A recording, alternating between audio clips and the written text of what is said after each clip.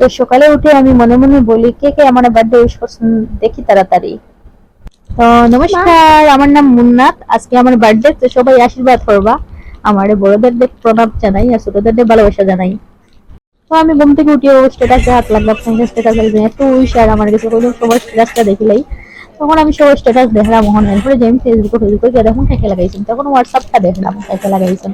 অনেক খুশি লাগে আজকে স্পেশাল দিনটা আরো স্পেশাল মানে লাগে, সবাই উইশ করার লাগে।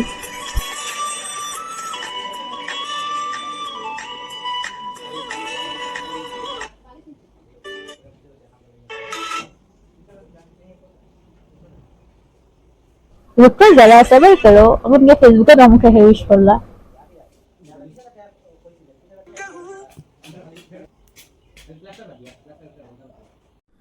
তো দেখি লাইছি সব ফেসবুক ইনস্টাগ্রাম সবকিছু দেখে, তো thank you so much wish করার লাগি। তারপরে বন্ধুরা শান্তি গিয়ে দেখি আমার ঠাকুরের এত হাল্লত নাই, উল্কুকার ঢুকিয়ে হালকে রাত্রে লাইট জ্বালাই যাচ্ছে ঠাকুর করে আর কি, ওটার লাগিয়ে ইয়ে ঢুকিয়ে এটা তো হালত বেহালত হল। আমি এরকম চুটকি বেঁধে পরিষ্কার হলে ঠাকুর কর।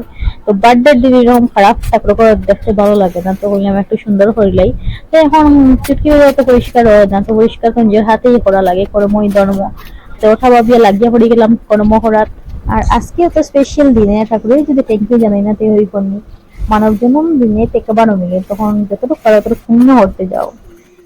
84 লক্ষ জনি করিয়া ভ্রমণ, তাদের ভাগ্যের ফলে মানব জন্ম পাইলাম এখন।